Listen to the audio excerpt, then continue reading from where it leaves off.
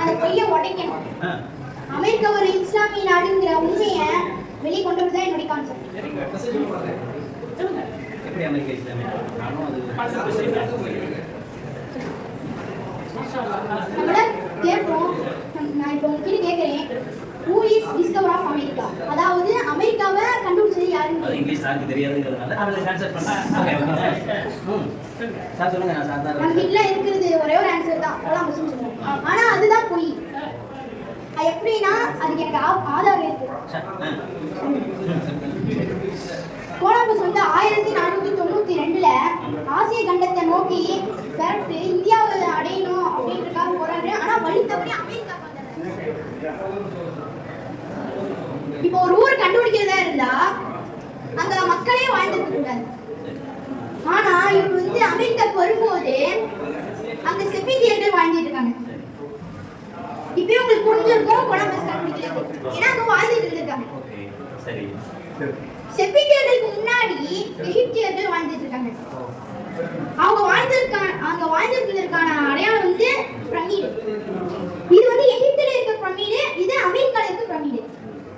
நம்ம வந்து இதெல்லாம் அமெரிக்காக்காரங்களே ரெடி பண்ணி இருக்கலாம்னு நம்ம நினைப்போம். ஆனா 1300 வருஷத்துல மூசா அலைஹிஸ்ஸலாம் அவங்களுடைய காலத்துல இருக்க எகிப்துக்காரங்களுக்கு மட்டும்தான் இந்த பிரமிடை கட்ட தெரியும்.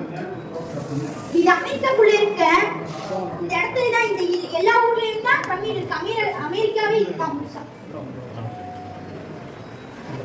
ஆதாரம்லாம் இந்த புக்ல இருக்கு.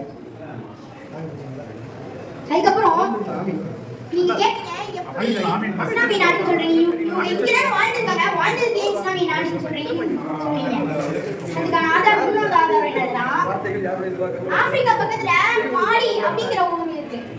அந்த ஊர்ல மான்சா மூசாங்கிற ஒரு மிகப்பெரிய செல்வந்தர், இன்ன வரையும் கூட அந்த அளவு செல்வம் யார்கிட்டயும் இருந்தது இல்லை உலகத்துல. அவர் வந்து மாலிங்கிற ஊர்ல இருந்து அமெரிக்காவுக்கு இந்த காயின் விற்பாரு, வியாபாரம் செய்வாரு. அவர் வந்து மாலிக் மதுஹப்ல சேர்ந்தவர். முஸ்லீம்கள் 4 மதுஹப்ல ஒரு மதுஹப்ல சேர்ந்தவர் முஸ்லீம்.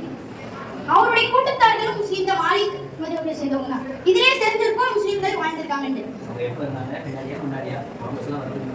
முன்னாடி 1200 வருஷத்துல 1400 தான் வரும்.